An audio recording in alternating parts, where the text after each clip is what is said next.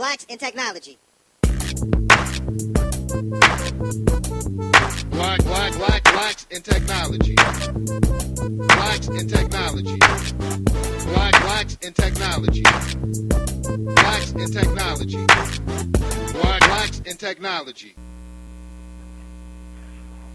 Welcome everyone to the 34th episode of Blacks in Technology Audio Podcast on your technology podcast, WVV, Greenleaf, and the founder of Blacks Technology community site. You can check us out at www.blackstechnology.net. Also catch us on Twitter at Black in Technology. That's BLKINTCHNOLGY. And also we have a LinkedIn group as well under Blacks in Technology. It is October 24th, 2012. And if this is your first time listening to the podcast, Black Technology is an online social community of Black technologists. Our goal is to connect, share, inspire, and grow. So we connect through community, through the site, share our knowledge with each other on the site. We inspire others, by talking about tech, talking about some issues, our experiences.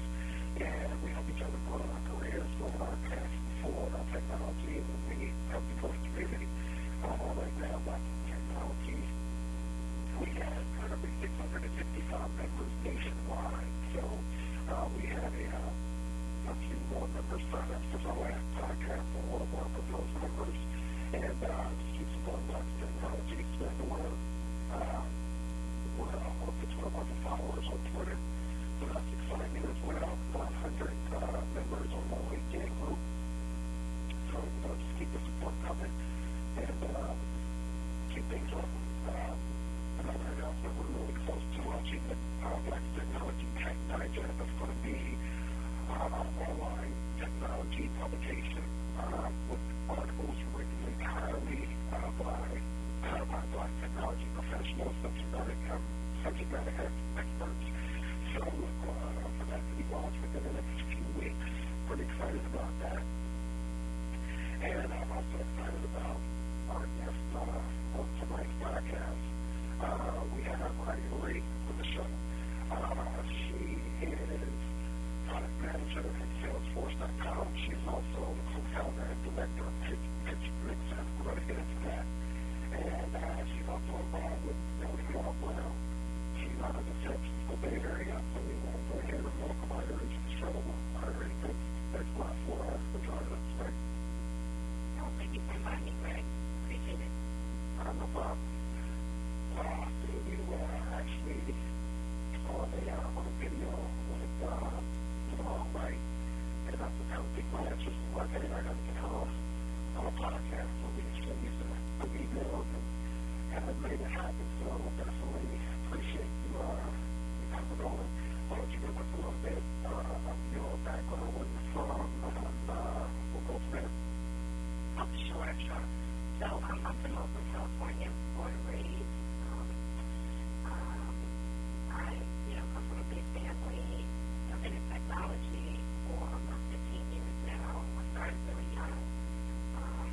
And most people thought I was somebody's daughter. Most people still think I'm somebody's daughter. Yeah, I've got a baby face. But yeah, so basically just out of California, I went to community college, local community college, Lady College. I studied liberal arts.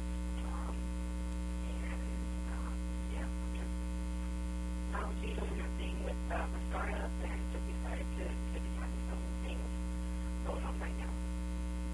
Excellent. So you started liberal studies. How did you actually get your start in technology?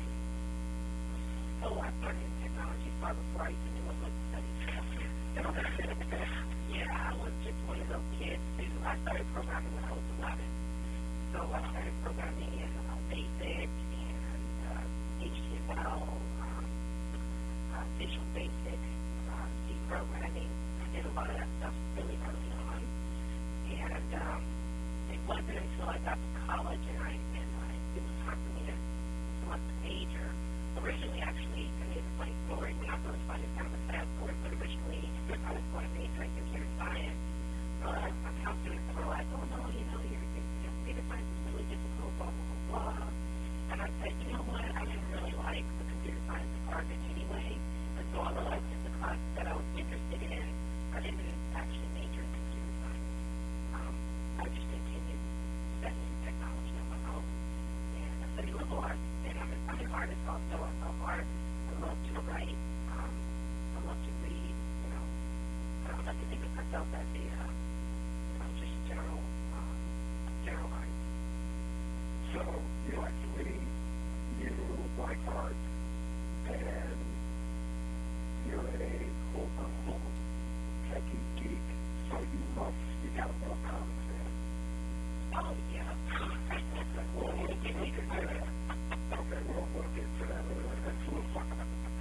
All right, so you yourself taught in regards to what, did you have any like inspirations or anything like that? I mean, what was it about?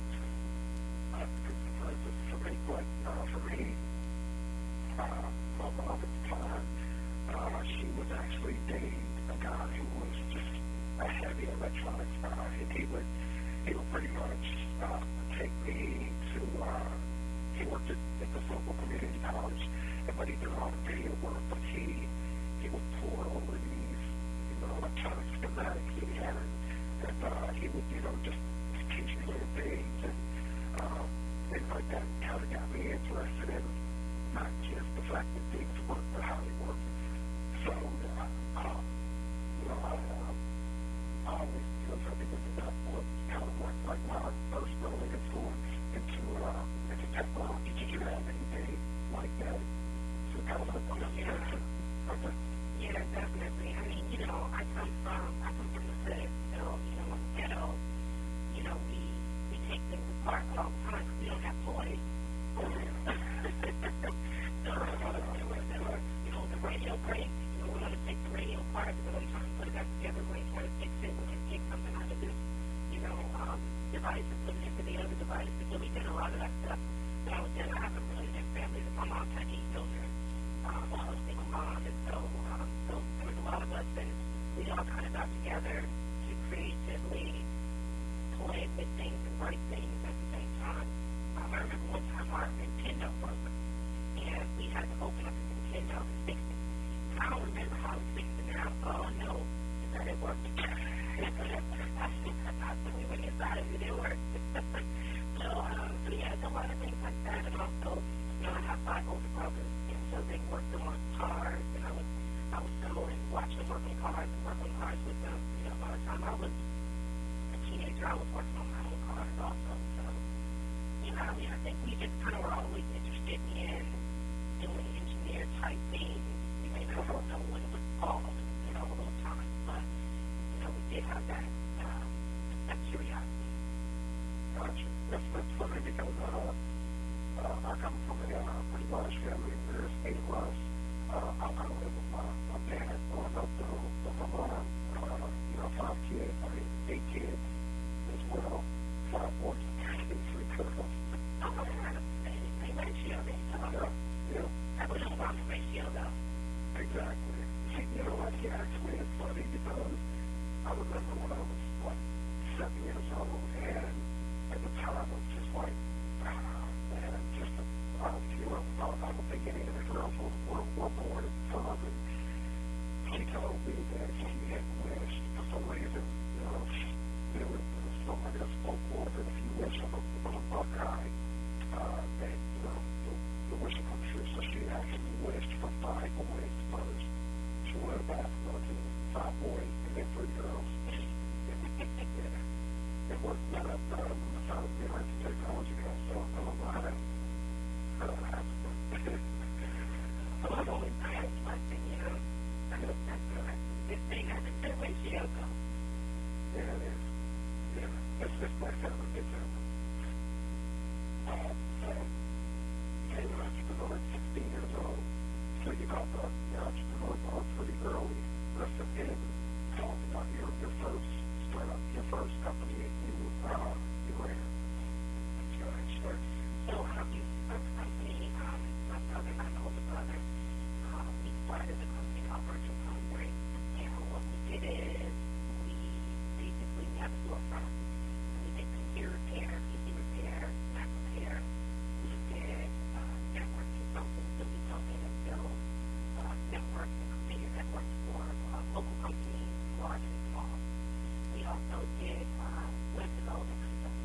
did a lot of web development out of there, did a lot of web programming.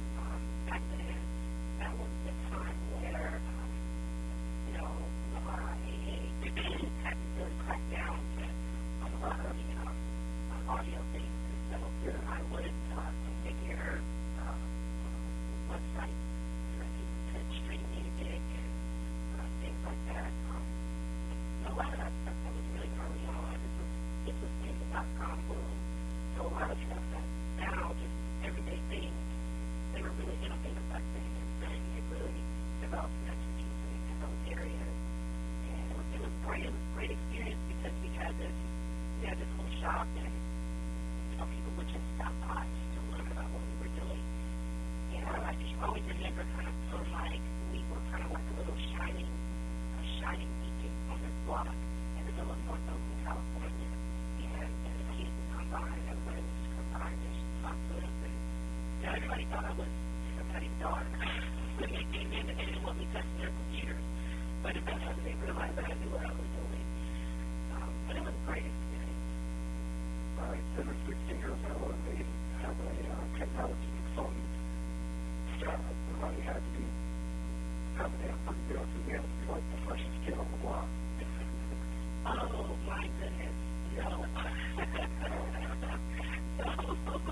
So, I mean, when I say we came from, when I say we were poor, I mean we were really poor. Like, my mom was not the kind of person to take handouts and things like that. We didn't have a lot of social services. So, pretty much every resource that we got, we used it up in its entirety. We really stretched every dime. And so, when I was a teenager, probably by the time I was 13 years old, when I started to feel that pressure of, being a teenager and, wanting to have the hot shoes but not having them, wanting to have the hot clothes but not having them, what me and my sister started to do is we went out and got a sewing machine, and we went out and started making our own clothes. So from the time when I was 13 until I was probably around 23, until I just didn't have time to do it anymore, all of the clothes that I wore, I made. And we were really different. We were fashion hackers, and when we could have figured out how to make shoes back then, Nike just washed out like but yeah, we made all of our own clothes. We made really amazing stuff too. I mean, early on, it was different, but then we just became known to be unique, and people just loved it. People complimented us a lot. But we had to go and we figured out different ways to hack through it. But there's a approach to technology still. Yes. Me and my older brother were still really deep into technology. Definitely. We collaborate all the time. I mean, he's one of my biggest supporters. Anytime I'm facing problems, whether it's political or leadership type of thing, or whether it's technology, what's going on in this area, I don't have expertise in this area. He's still one of my go-to people. That's excellent. And that's, that's an excellent story, just because, people think that, if you start a technology consulting firm or anything like that you have to have all these cool amounts of money.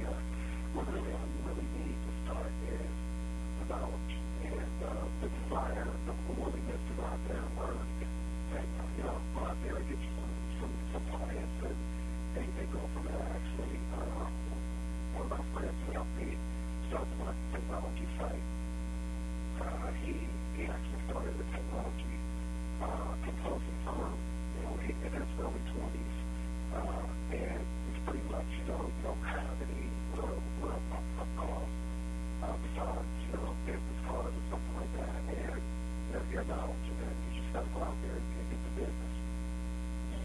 Yeah, and I always tell people, like, if you're hungry, that's the thing that's going to fuel you more than anything, just being hungry about it. And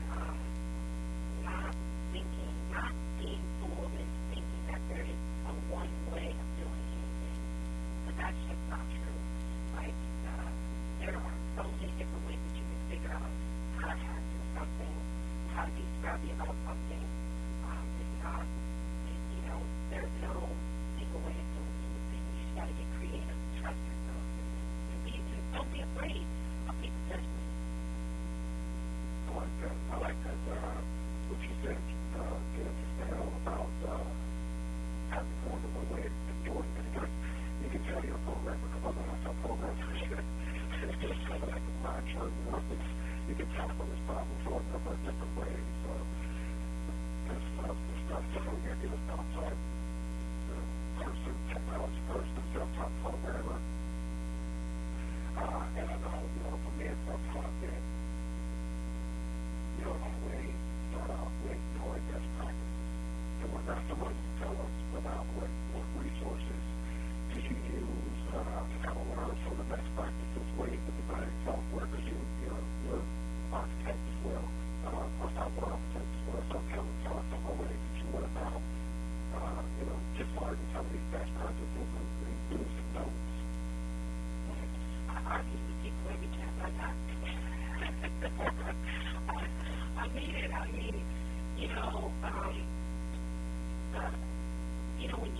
When you learn something,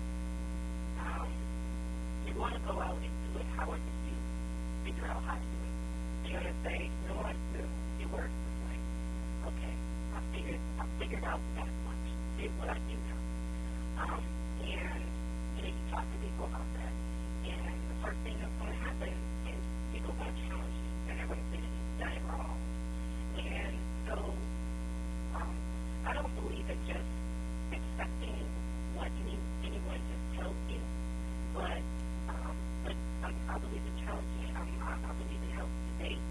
So anytime somebody would be open to discussing topics around whatever I was working on, whether it was technology, whether it was design, I always welcomed it, and a lot of times we would debate about it. I'd have your opinion, they have theirs, and we'd always end up having some kind of transfer. Some kind of transfer always happens. You learn something. You might teach them something also. And so I think healthy debate and healthy, conversation is really critical to learning best practices.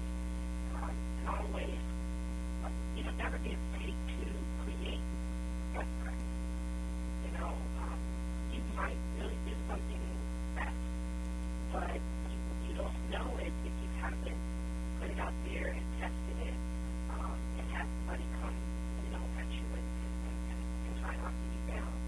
So, I just think that you really just got to get out there and be social with and get to know people and learn from people and be people.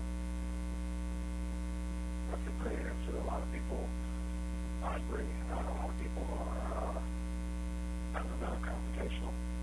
So they kind of accept what anyone tells them, especially when they think that, or what that person is, kind of what they call a senior.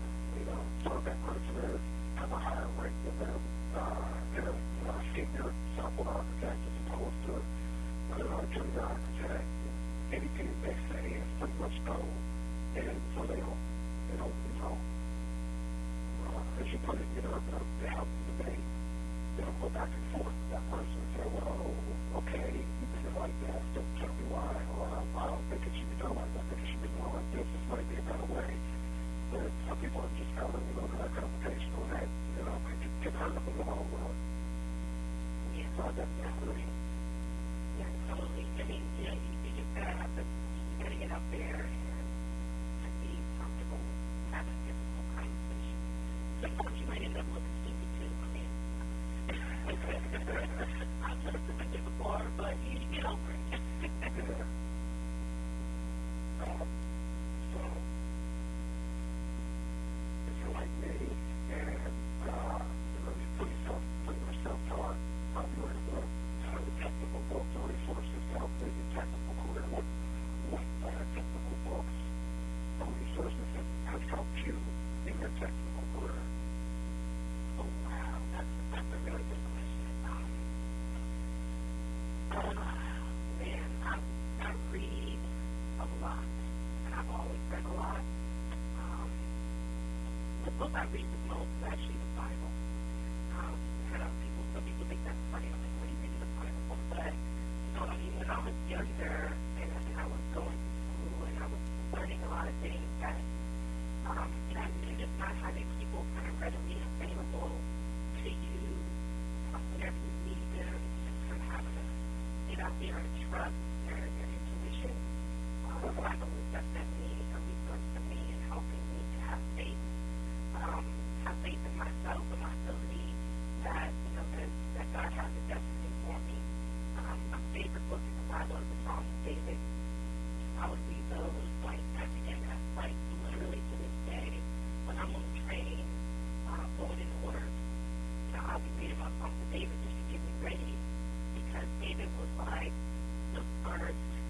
He was like the first warrior, so who was Goliath, saved his king and his family and, the world. I mean, he was a great leader. He made mistakes, he had amazing triumphs before. I mean, it's just, he has an amazing story. So he's one of the most, inspiring, stories that I kind of look back on for inspiration and strength. It's really interesting because, being in technology, you would expect somebody to tell you, like, the main server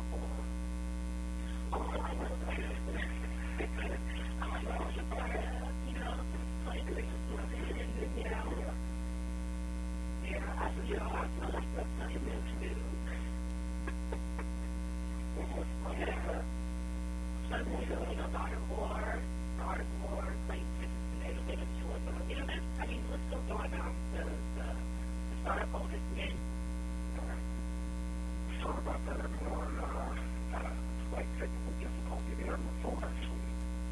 Like we're back and we were talking about non-technical books and resources. And we were telling us about her favorite in the Bible and in particular the book of David. I don't want the Psalms of David and David, yeah. And I also like other technical books. Like, I think of these books as technical, and besides, having some kind of effective people. Like to me, that's a technical book because it's more focused on corporate, it's more focused on productivity and stuff like that. And sometimes, I don't know if you've read the one by Dale Carnegie, How to Win Friends and Influence People. That's like a really possible one. I think it's just those are kind of especially helpful for technical people in developing, social skills. Where you can sit in front of a book program day in and day out, but if you don't know how to influence people, if you don't know how to persuade people, how to connect with people just on a human level, then you know that a lot. So you're not looking for it as part of the favorite. I've never read that. I don't know how short read. Really? Yeah, it's a very short read. I have to check it out. Like, it's like a time like I have my friend, my best actually for my side of things with Dale, and this guy reads more than anybody I know ever. And actually, when I looked up my Southwest, I had a problem with accommodations for a hotel, so he actually allowed me to stay with him and his wife for about a week. And he just got a ton of books, just a ton of them. And so he was like always recommending like a bunch of, self-help type books. And I was just like, dude, how do you read all these books? I do read a lot of self-help books. I do read a lot of self-help books, actually, yeah, I do. And his key to him reading is he gets a lot of these books on audio. He listens to them. So, if he's commuting or anything like that, just pops it in. Then he'll listen to them or he'll listen and read to follow along. Helps him, not only absorb the material, but it just helps him, allows him to follow along and see what he's reading and things like that while he's listening. So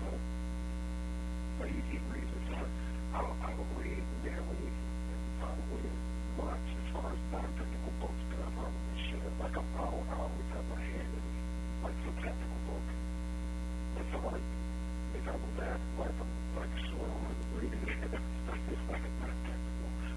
Even though I thought I thought we should like maybe have some type of balance, but so to be a programmer, what languages are you currently in love with? In love with, that's a strong word. That's just because I really don't program very much anymore. I focus more on the architectural side of things. I focus more on scalability and system design. But in terms of languages that I do really love, I really do like Ruby. It's a language that I think it's kind of a fun language. Another language I'm interested in trying out, which I haven't yet, is called Play. Actually, I just recently saw a presentation on it, and it's kind of like a Java type of language.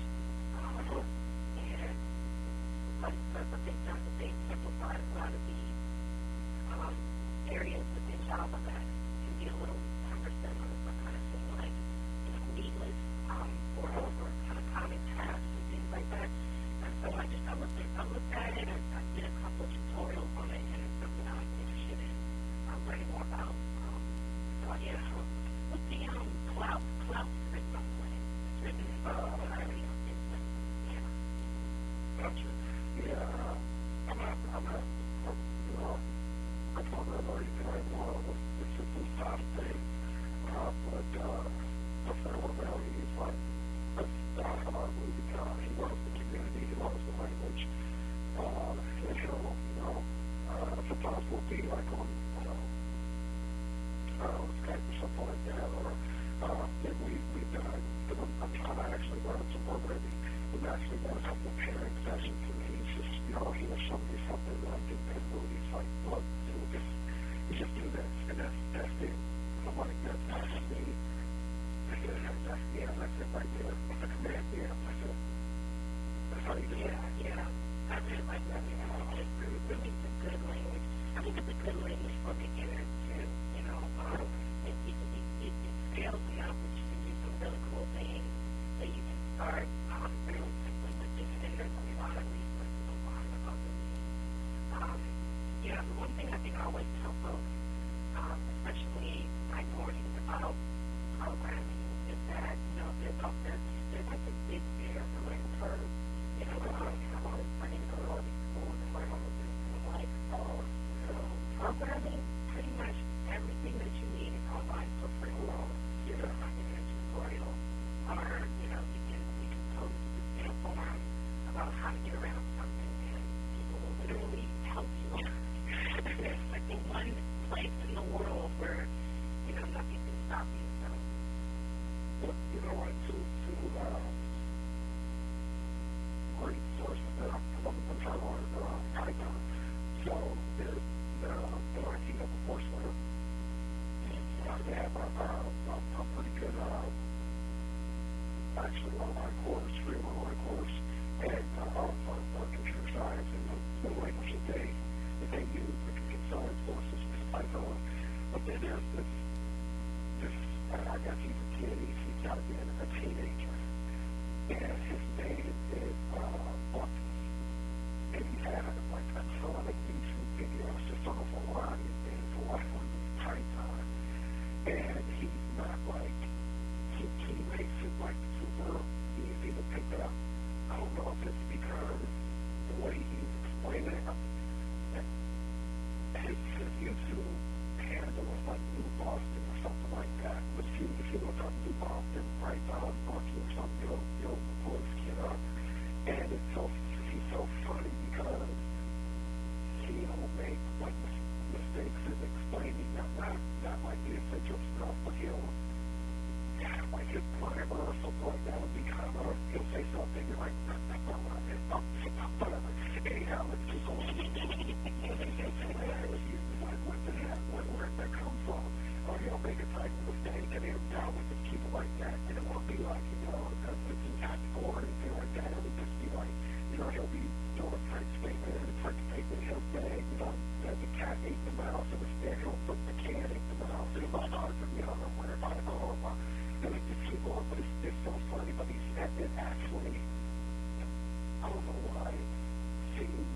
lot easier to learn than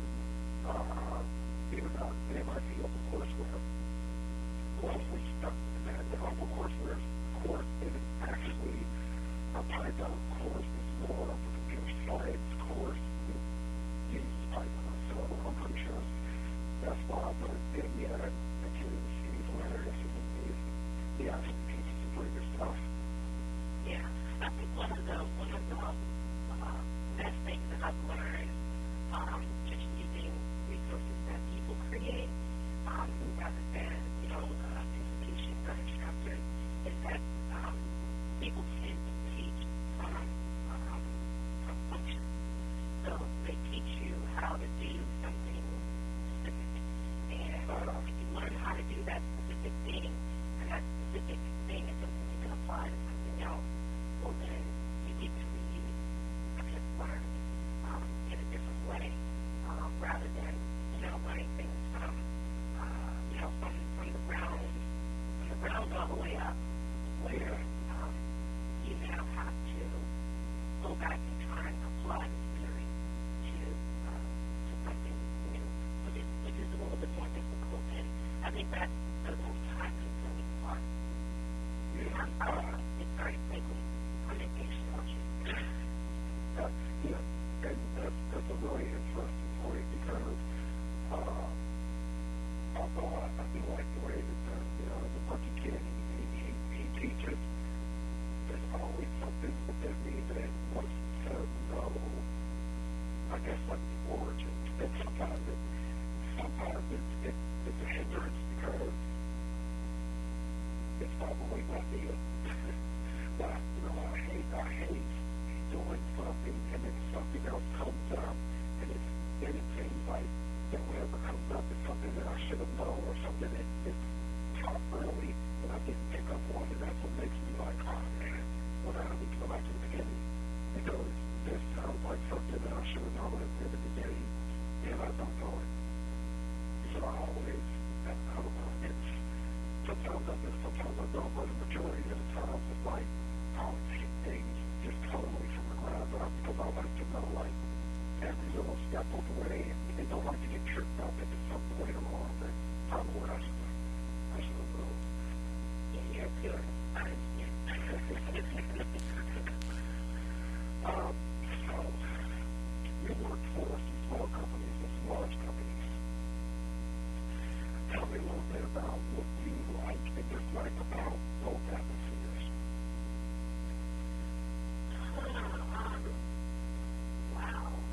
The first thing I saw in the difference between large companies and small companies would be stability. But life has taught me differently. Because I've been through, I've been through 3 acquisitions. And being at Salesforce.com is a company where, although we're a large company, and we're a very stable company, there's a very kind of there's a constant sense of instability that innovation gives you, because things are changing so much. So although it's a stable company, it doesn't have the same kind of stability that you might expect in Oracle or General Electric or something like that, where they're not as agile. They don't change as quickly. They don't create the new trend. So stability is not a factor. I would not say that that's a factor. I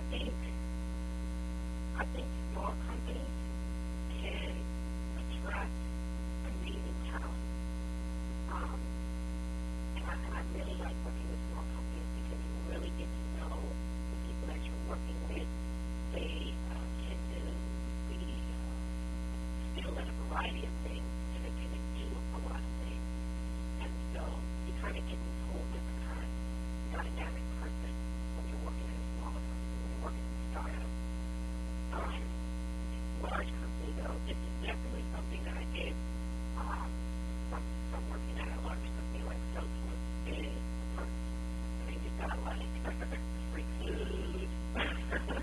I went, I get to travel, and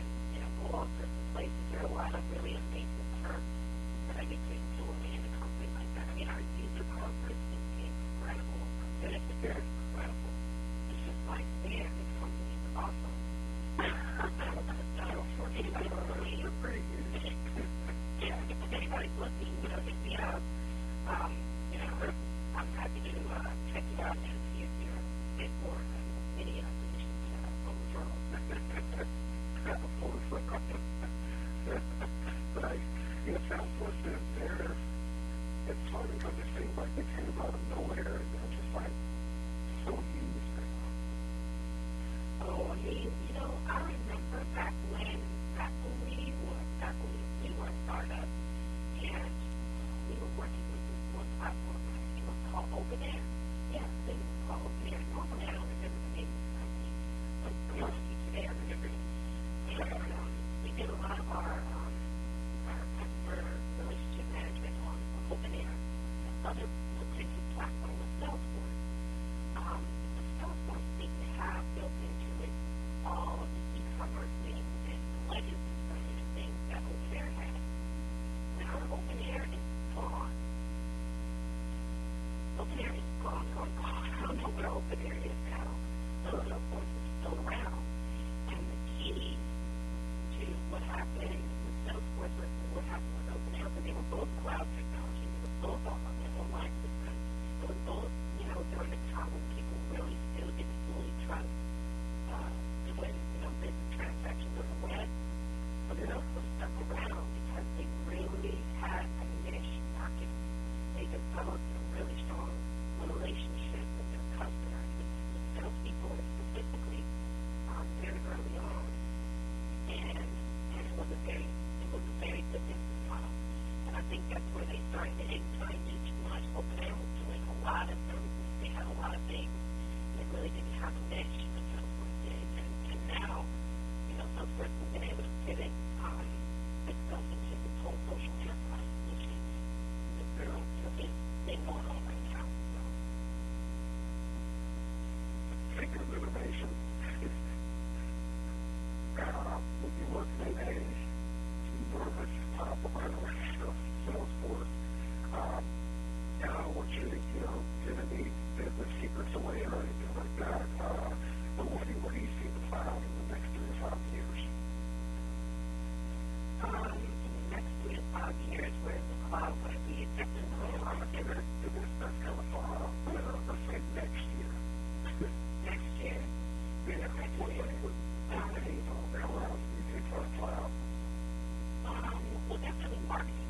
Over the next year, there's going to be a much bigger pushes for marketing and to stabilize the changes that are happening with marketing.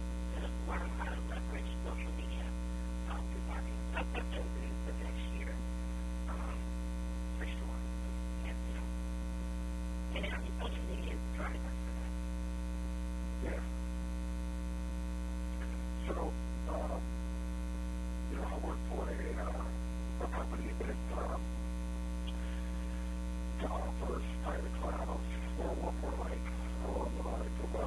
not nearly as big as AWS, but we're offering public cloud infrastructure as a service, private cloud, SaaS recovery, things like that. And there's still a lot of concerns out there.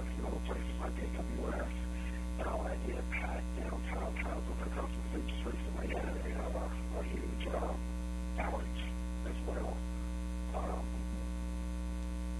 What do you think companies need to do in order to kind of mitigate? Because even us in other states, we actually used cloud technology software on top of Zen. We had a couple of problems with storage as well, which always seems to be like the major problem when anything in the cloud happens on it's always storage related. But the program, what do you think people need to do? These companies need to do in order to mitigate the impact of that being down with AWS or some other experience is a problem. Yeah, disaster recovery. You always have to be prepared with a disaster recovery strategy. No system is fail-proof. You have to be prepared. You have to have a fallback plan. So I think that the one thing that companies need to be doing more, if they're going to be leveraging cloud, is understanding really what the services are in terms of backup, in terms of recovery, in terms of how they can roll forward or roll back, what all those things is. So it's the same thing that you would manage and how you need to understand how your service provider is managing the same thing within that company.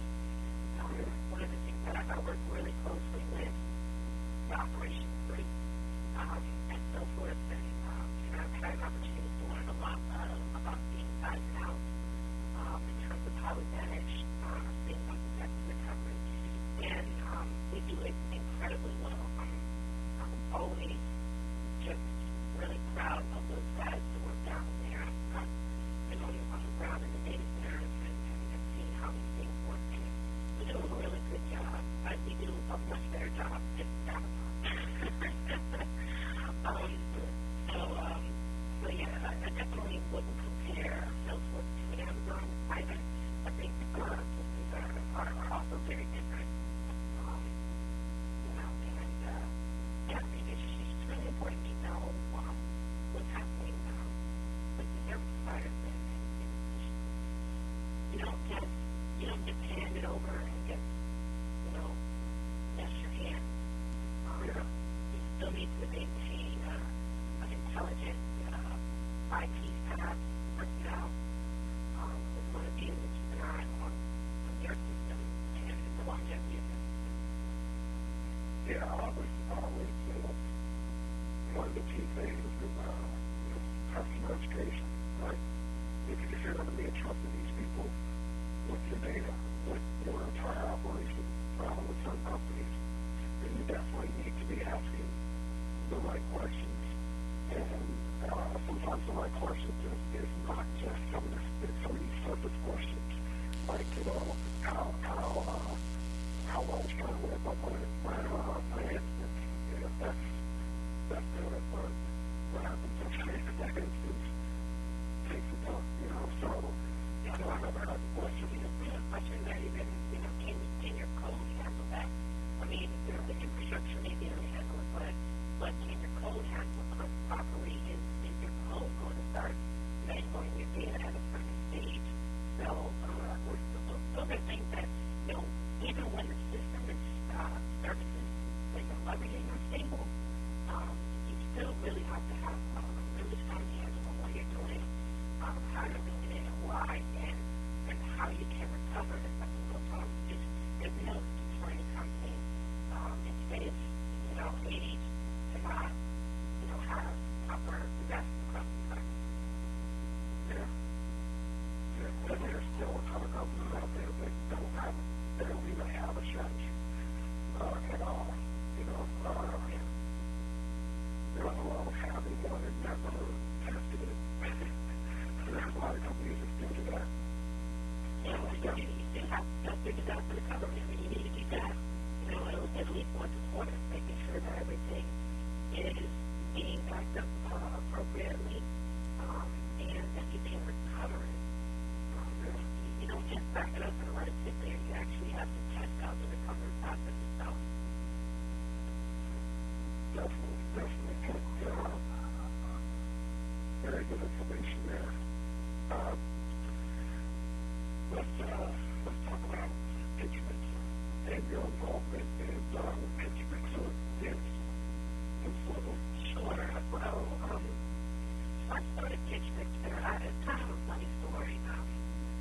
I went down to LA for what was it called? A startup conference. It was called Startup Conference.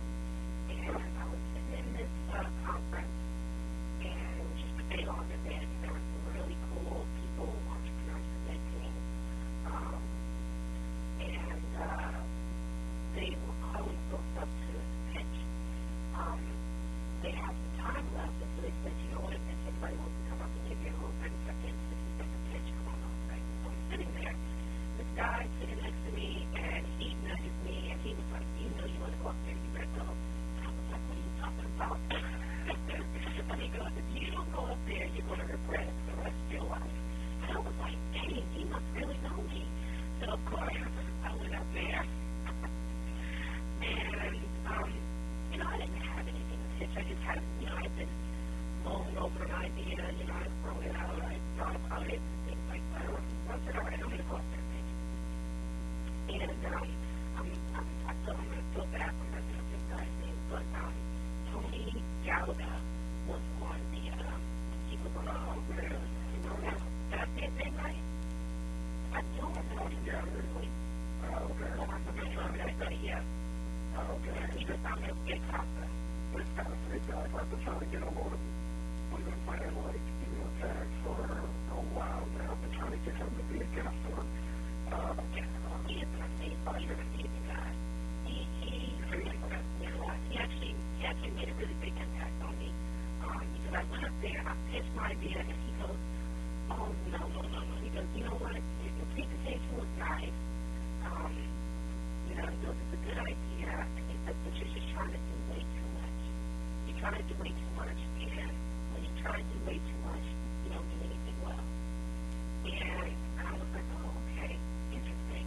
He cutted me right there on stage in front of this whole conference room full of people.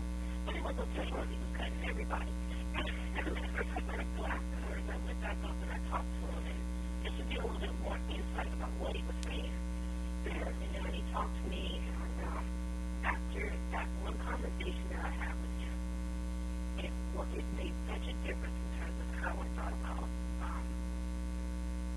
starting out ideas and everything. And so what I did is I went back and I studied a lot more, I learned a lot more, and I realized that, it just went to that one experience, taking me who don't have some experience in startup. I never started a technology company from the ground up, software or anything like that. But I thought I knew enough. I knew enough to really get myself into some trouble. Is what I think what happened.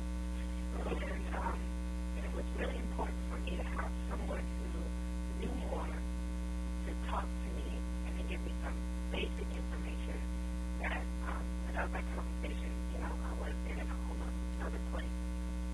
And so I said that's a service that a lot of people need, and especially people in underserved communities like Oakland, California, where I'm from, like St. Louis, Missouri, like Kansas City. There are lots of areas in America don't have, Silicon Valley. They don't have their equivalent to Silicon Valley there for them, especially if you didn't go to prestigious colleges. So that's really what Kitchener was designed to do, was to give access, give access to people in underserved communities, access to people who are startup advisors, who are venture capitalists or angel investors. And so I came up with the idea, I registered a domain, I started a little website, do up a little meetup group, and started socializing. I started talking about it, and folks were interested in it, and Tony Platform, he's one of my co-founders. He was really interested in it, and we started working together. We got a couple of really successful events off. We did one for African American History Month. We did one for Women's History Month, and we're in the process of planning for the more for fiscal year 13. So it's just doing really well. The greatest thing from it is the response, reaction from people who attend. When the entrepreneurs who get up and pitch, they get all this amazing feedback from these panels, all of on the panel. We have venture capitalists from Intel. We had one of those founders of YouTube on the panel. Just like amazing people in the panel getting these entrepreneurs, just candid feedback, but not like a Shark Tank. They were giving feedback like constructive feedback. Like, you should go back and look at this. Here's the resources you can look at. This is really amazing how this is these folks. But then the people in the audience got the benefit of that also. So it was a learning experience for everyone in the room. And this was like several hundred people in this room afterwards coming to me and saying, oh my gosh, this was amazing. I'm going to tell my kids about it. So this is like, it was awesome. And so I said, this needs to be happening in every community. And this is how we're going to build the next generation of entrepreneurs. Because there are these areas where people are scrappy, people are hungry, people come up with new innovative ideas or doing things, and they just need that support to figure out how to make it real. And that's what they can do for. excellence. I totally agree. I have friends who are entrepreneurial in mind, their idea, but when it comes to actually making it real, that's where they always stumble. And there's also the difference is, when people think about entrepreneurship and they think about starting companies, sometimes they're comfortable with thinking very small. And, we have to be able to do more than just small businesses. We have to be able to think global. So taking folks from these communities and saying, you know what, this is a great idea from California, but if you need some better ideas, you can apply to the whole world. That's what venture capital has its value. It's when it's something that can scale widely. And so those are conversations that a lot of folks in these communities have never had. And it really opens their eyes to up to a whole new world. It's pretty inspiring. I'm always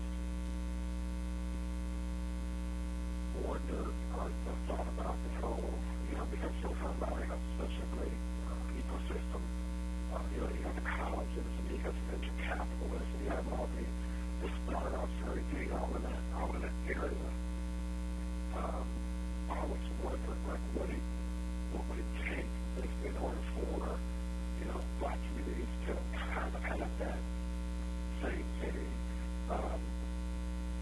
as opposed to, and here's why I say this, because it seems that I always talk about this thing about visibility when it comes to Black technologists, Black entrepreneurs, and I always think that visibility is key. So, for instance, you have people in these underserved communities, and they, for instance, have something like, Pitch Victims, which helps. I wonder about the people that still view it as, okay, it's still, kind of a white man's type of world. You know what I'm saying? Like, I don't see anybody entrepreneurs. You mean the entrepreneurs in the community? You think that way? Yeah. Who kind of see that type of thing?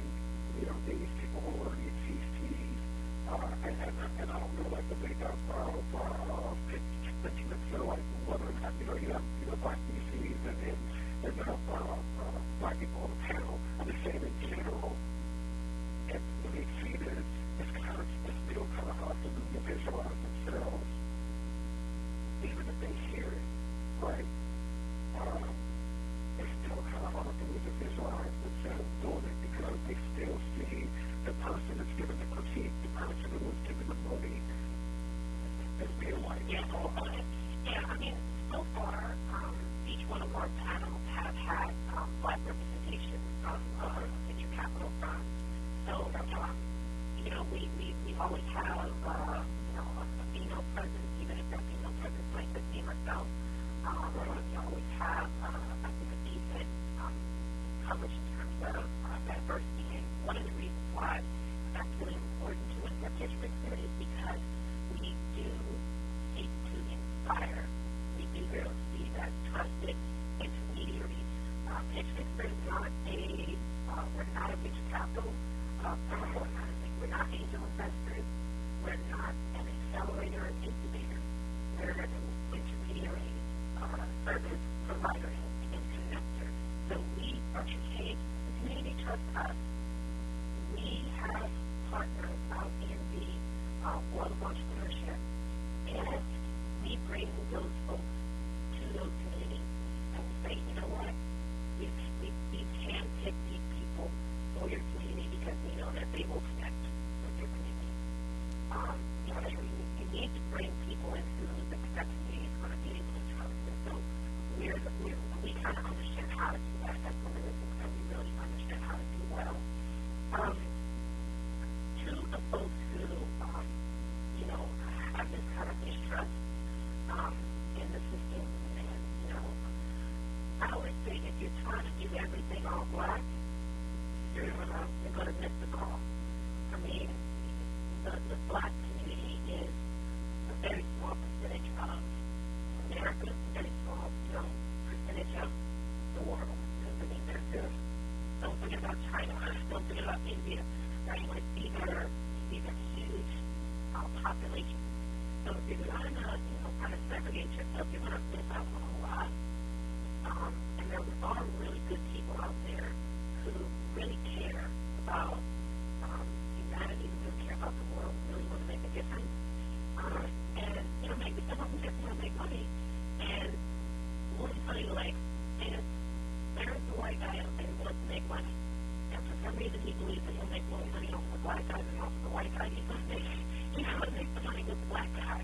He's not going to let a raise stop him from making, $1 billion. So one of the things that's really important is to be able to compete in that market. And so I think what we're trying to do is make sure that our community can be properly competitive, that we have a level playing field, that you have access to the information, you have access to the coaches and the advisory that's going to be able to allow you to build a scalable, strong business model that can compete. I like that. I actually had a conversation with a person on Google Plus the other day, and we were talking about she had mentioned something about there was an article that had mentioned the articles about the most successful women in tech, and I think the biggest point that came out of that article, it was actually a video, was that they didn't let the fact that they were women, stop them from achieving success, and they pretty much, comes down slavery, sexism and things like that occurs in places like Silicon. It may occur, I shouldn't say occur, because I don't know for sure, but people say, like, hey, it's a boys club up there, and, they're kind of dismissing that whole entire notion. And she was kind of saying, like, with black people, we need to, quit segregating ourselves and having segregated groups, because and it kind of struck a nerve with me simply because I understand what you're talking about and for in the terms of building business, and that business being global, not segregating yourself, and I'm only going to sell to my community, to black people, things like that. But my point was, as far as building a community, like a community like Black Technology, I don't look at it as being, I don't look at it as exclusive. I look at it as trying to be inclusive, and even though it's like they are taking a niche out of from a niche, like it's already been worked, black technologists and engineers, that's a niche within a niche. I know that, but to me, it's all about, in order to kind of break down this barrier, break down this notion that, within our own culture and also within other cultures, because, we're naive, we don't think that other cultures are working at us as not having the technical savvy, as a whole, and we need to get ourselves, and we need to build up our community, and we need to, do with other cultures to share our own knowledge, share our experiences, help each other, inspire each other. So, to me, we're both down to it.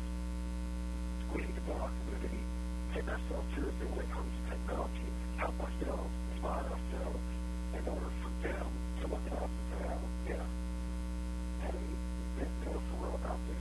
They do those technologies, and I know, some people might say, well, why are you looking for their approval of us? I don't have to complain about that. I mean, that's just what it is. You see it all the time. People talk about when they signed up for us and somehow down after they don't like her, that's all about.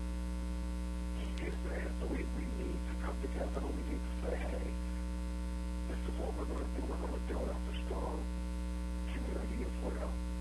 And eventually, they're going to have to recognize us.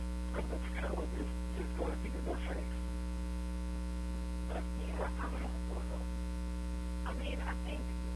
I think you're always going to have people who are going to be, for a better term, but assholes. You're always going to have assholes, right? So you're not going to please everyone. So if you're trying to go after, the guy with the big ego, who, until you've shown him up, he's not going to recognize you. I mean, screw that guy. Honestly, really, who cares? What are you trying to achieve? Always take it back to what you're trying to achieve, what your mission is, what your goal is. My goal is not to have any person anywhere come over and acknowledge me. I don't care. My goal is to have a great, happy life where I do things that I'm passionate about, that I love, that excite me. Will I get to interact with people who I think are awesome and talented, and I get to learn from them, and they get to learn from me, and we do amazing things in the world. That's what my mission is. So as far as that's concerned, I don't have any racial barriers or gender barriers to achieving that. And I think that if you focus on that, then you'll have a much better experience in the world. Now, are there barriers for me because of my race? Are there barriers for me because of my gender? Certainly. Of course there are. I get misjudged all the time. I get prejudged all the time. But the good thing is that because I don't let it impact my disposition, I get to have conversations with these people after the fact about their previous perceptions of me. And so, I enjoy that because now I've had an opportunity to actually show somebody the light. And maybe the next person that comes back to me won't have the same experience that I have. So I think it's really important to stay focused. Don't let any negativity push you off of your game and what you're trying to achieve.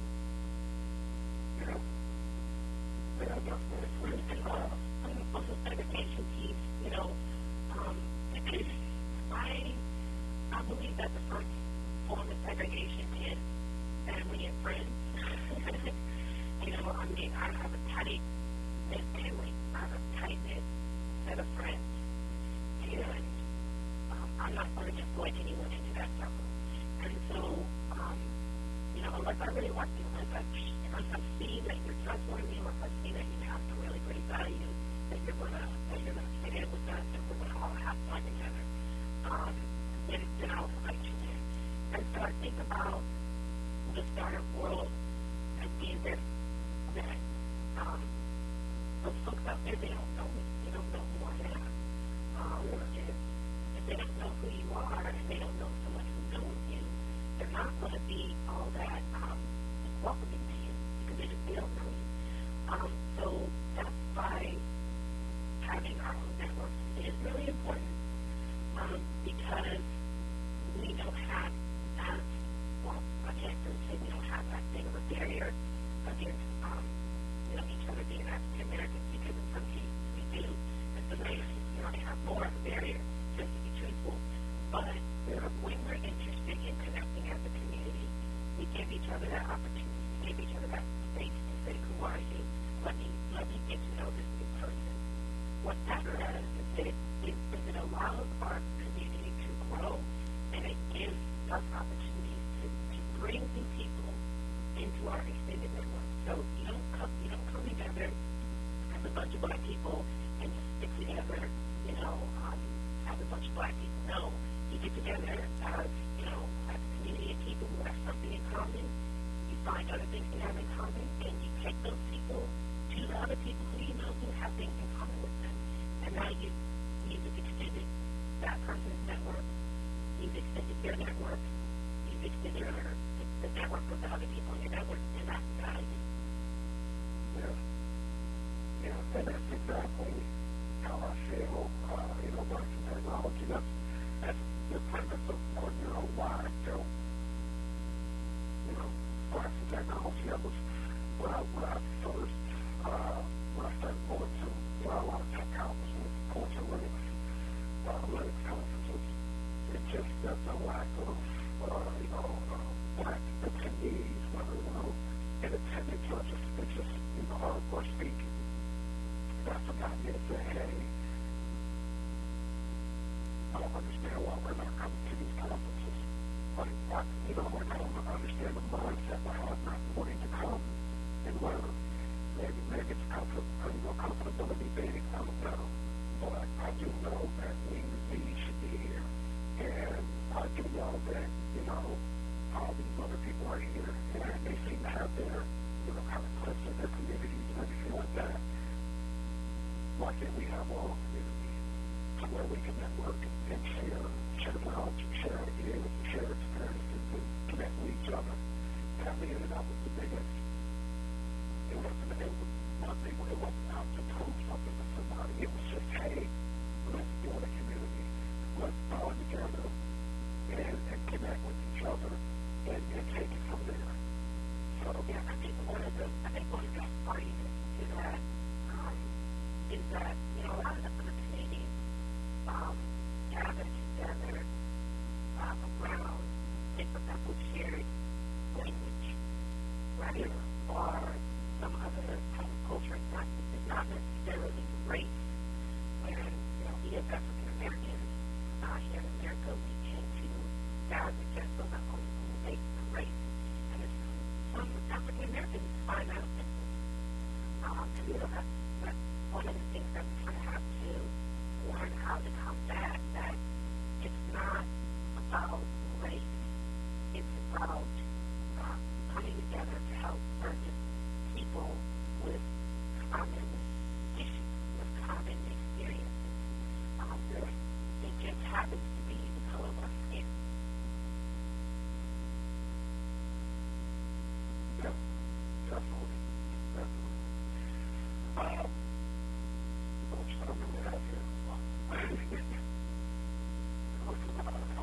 Great. Let's keep it moving.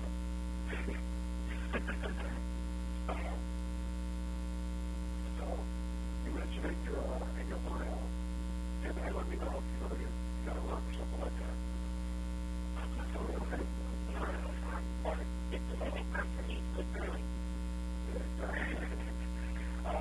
You mentioned in the bio that you've been running video games. That's been one of your latest passions. Something to tell us about, what type of games you're creating, what platform we're using to design the games. So we just finished 2 video games. One is they're both educational video games, and they're designed for the Android tablet, and they're also for very young kids, from ages 3 to 6. So they're very simple. One is a basic kite flying type of game where you collect numbers and shapes and things of that nature. Another one is a sort of an obstacle course builder where there's blocks and you have to kind of finish the puzzle so that the ball can jump the ramps and things of that nature. So those were the two games that we just finished developing. We actually developed those for the Jim Henson Company for volleyball science kids. So the games kind of have a bit of a science element to it in terms of involving the wind and aerodynamics and force and inertia in the game of the ball. Those were just two fairly basic games. I have always been passionate about RPGs, role-playing games.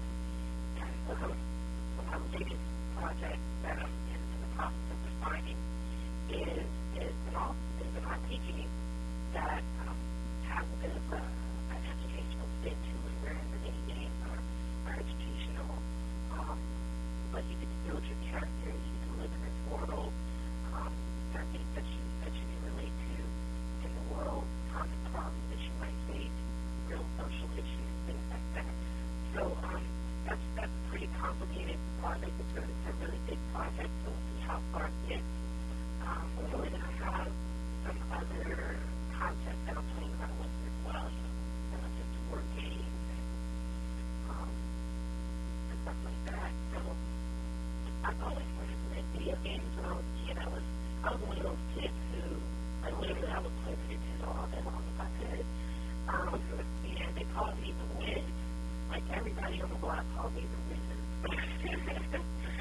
And I was that good at the game. So, building games has been like a lifelong dream of mine. And so it's really been hard to get the name of the game development company that we started. And it's been really a pleasure. I have some amazing co-founders. One of my co-founders is out of Houston, Texas, and everyone's out of Arizona. And another one's out of Oklahoma. So we all kind of get together. Actually, we got together, kind of sealed our partnership at South by Southwest earlier this year, which is kind of funny for us. Yeah. So you were wonderful to meet you. Yeah, no, see what happens, you don't always see the black people.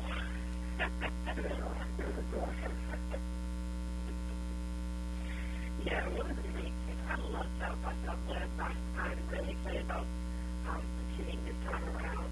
And no, I didn't have time to submit the session, but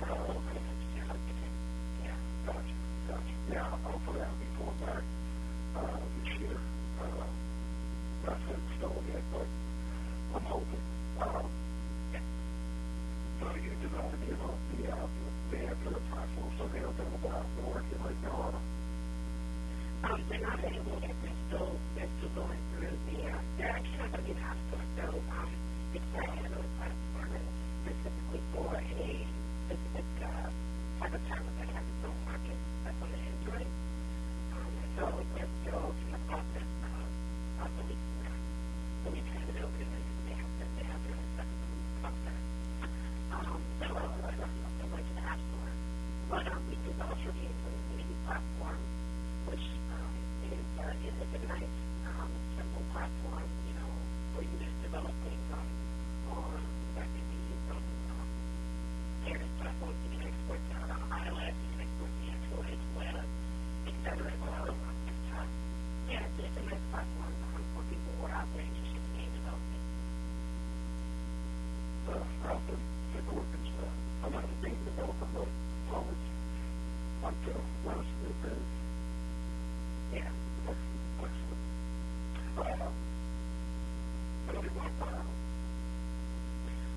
Bildermark Brown has an interesting story. So I'm gonna tell it how I was told it. So I was introduced to Bildermark Brown by Code Platform, and later on I met really awesome lady named Kimberly Dillon, and she's the founder of a company, an app called I Love My Hair. So check out Kimberly's app on iOS if you have a chance. So they were all out, talking about, blacks and this and blacks and that. And she said we should start a community around it. And so they started it, they called it Bildermark Brown, and it really just took off. I'm really proud of how it's taken off, and a lot of the, reason why it's done so well is because of Khalil. He's a really great community manager. He's really great at spreading the word out there and getting people engaged. And so we have him on the West Coast, we have him on the East Coast. You're a member of them both, right?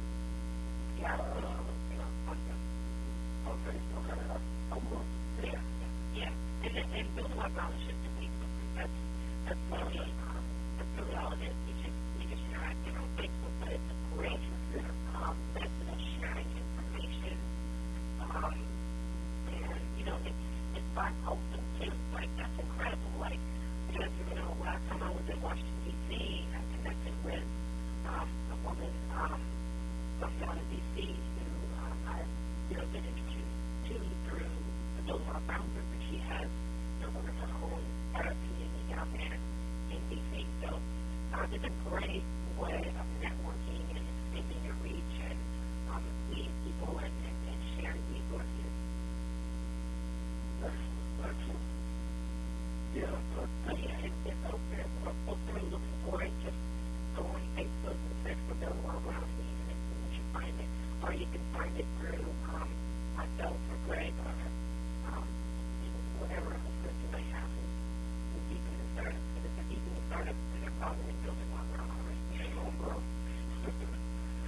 Yeah, that's what I like most about the whole community aspect. It's like just the outreach that we have. And like I said before, Black Technology is now up to 665 members nationwide. And when I first started,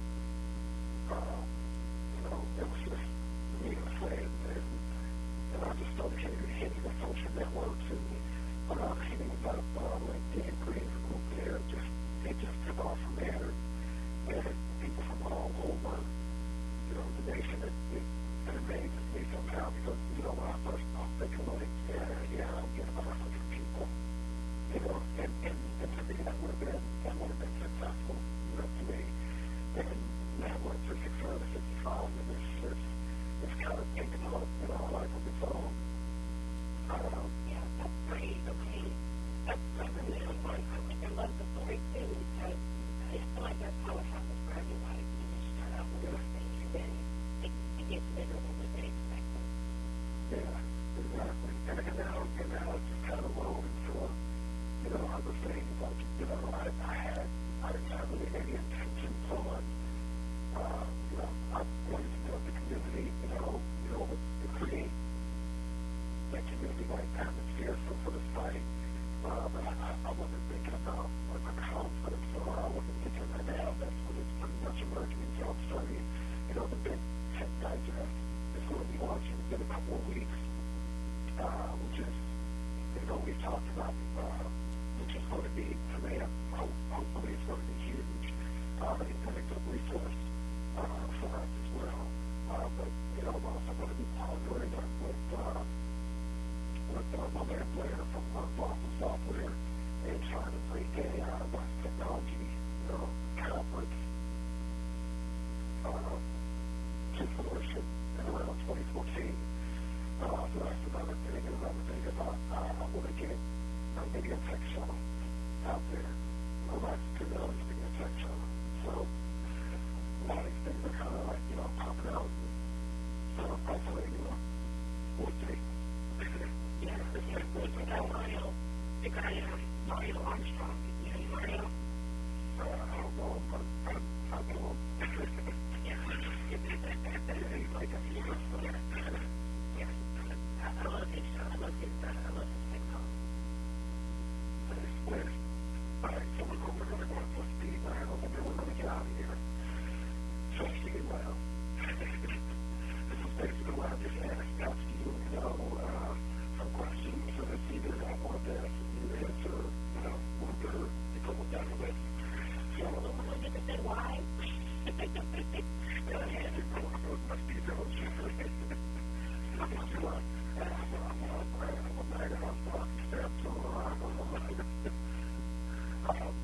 this is a family time. Family time. Good answer. Star Wars or Star Trek? Star Trek. Wow. Good answer. DC or Marvel?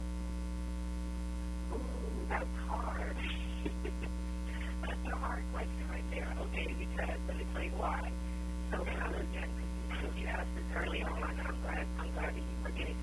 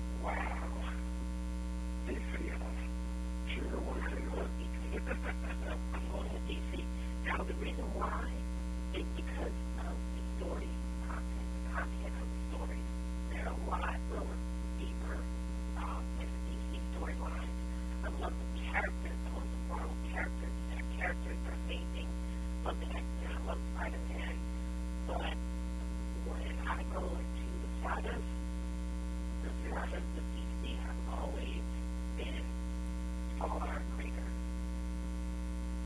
It's funny. I've always been a moral person. And so that exactly what you mentioned is because the characters always thought they had a more human side to them compared to a lot of the DC characters. A lot of DC characters to me seem so godlike. And it just seems like they were just like so invincible. I think with the DC 52 they kind of paid them back a little bit, but before they were like, I mean, look at me, look at me, Superman. He's like the most powerful, on the planet. Look at me, Flash. He's like the fastest thing ever. The big green lantern. He has way too much time to make it.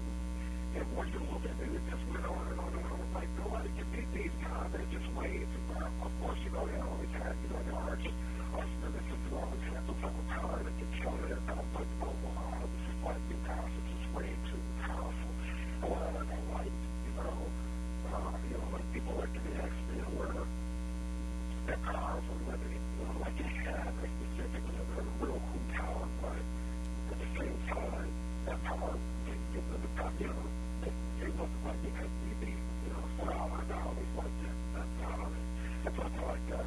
I like all of this, the racial makeup of, like X-Men. I always like that. I think one of the big diversity piece there. Yeah. Sorry. Answer it on the list.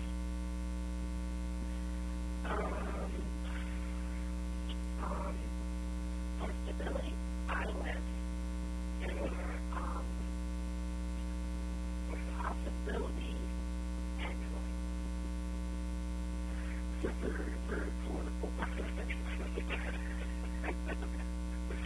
think Android has, some really amazing capabilities. I think they've done some really nice innovations. And I think they have a really huge market opportunity. But they've got some really big challenges to overcome in that process. And I agree. I do well. Yeah, I do agree. I had the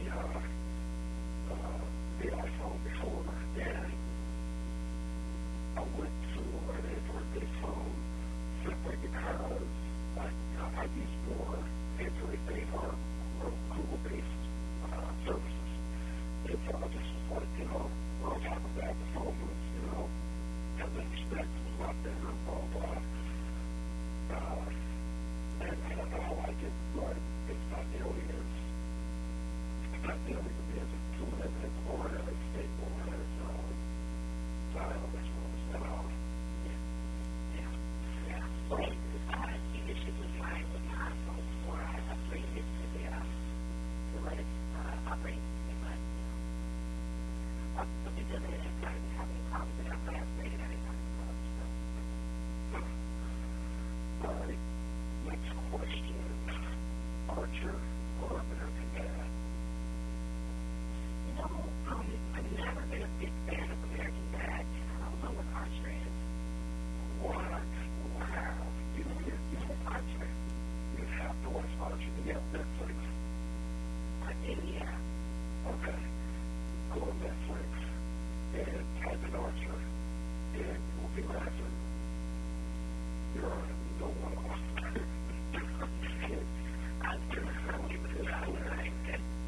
It's hilarious. One of my friends, actually, I had a question for you about that, but I'll come back to it. He pretty much hit me to it, and I was just like, actually, I wanted to watch it, but I couldn't go away. But then kind of watched, I actually watched it on a plane, what were we going? In Orlando, something like that. And it just, it's funny. If you like Family Guy, Archer is like, to me, it's funnier because it's more mature. But it's still just, it's silly. It's very, very funny. Like, next question. hackers. So what was the right question? I'm recording to you. Yeah, according to me, that's not true.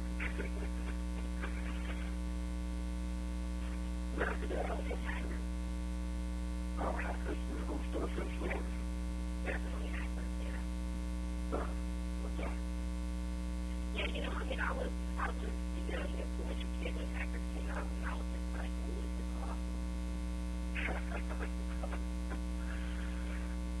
And, you know, I've always been, you know, kind of on the innocent side. You probably can't tell because I like Family Guy, but I've always been a little bit down. Yeah, surfers. I should have said war names. Since the hackers are war names. Don't even. I'm not being right. Do not say war names. Oh, my God. Oh, hackers. Oh, let me see. Your assignment for tonight is start your war name. You should watch the past all seasons of all through this entirety and war names. This entirety and write a 4-page report on. Now I know last year I talked to Barry that was more work. Can you tell who I'm going to be avoiding from now on? Oh, man. I'll do my homework. Great. Now, what should I do with? You know, I mentioned a friend of mine who is in I don't know if you've ever heard of Nerd War. No, I don't. I've never.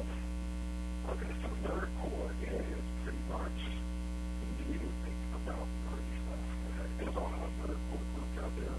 Some of them are more serious, some of them are kind of rocky, some of them are kind of thrash, heavy metal type stuff. But some of them are hip hop. And a friend of mine, he is a reverse engineering, analysis guy. He actually just moved out to San Francisco. He has a core hip hop group called Dope War. And it's pretty much hip hop about geeky stuff, computers, you know, games, all types of stuff. And it's I need to check this out. I got another one. I love it. DopeWarMusic.com. Look them up. And I think you'll be pleasantly surprised. They don't sound like pop music, but his music is, he comes from a real hip-hop background. I shouldn't say real, like, you know, real hip-hop, but he comes from, you know, if you like hip-hop music, he comes from the hip-hop music background, and that's what makes his music so good, because, you know, it's not like a dirty guy trying to do hip-hop, you know what I'm saying? He's more of a hip-hop guy, and he just happens to be a seriously brilliant hacker / reverse engineer / malware analysis guy. So, pretty good stuff. And with that, I'm going to wrap up this podcast. I want definitely to thank you for spending an hour and a half of your life with us on this podcast. Definitely appreciate having you on the show. It was a pleasure. I enjoyed it. You know, it was quite a good conversation. So I do anything for everybody.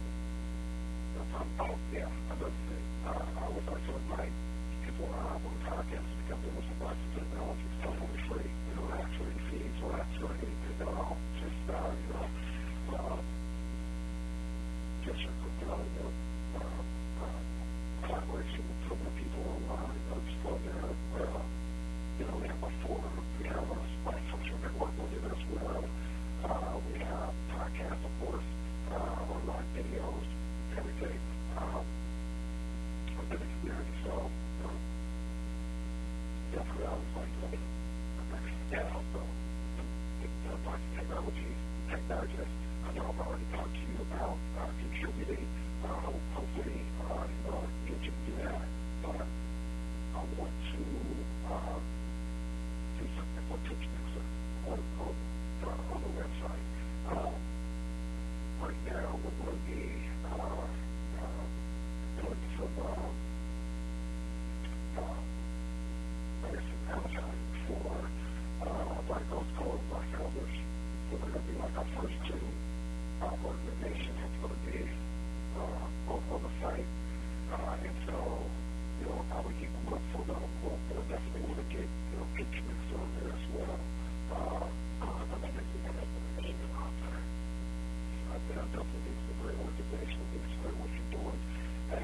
needs to be seen heard by as many people as possible. So definitely send me some stuff on pitch mixer, and we'll get it up on the site.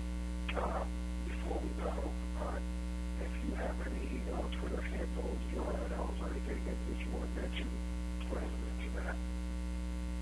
So definitely, I plug the One Ground group on Facebook. Check us out. Pitchmixer. Follow us on Twitter. Go to us on the website, pitchmixer.com.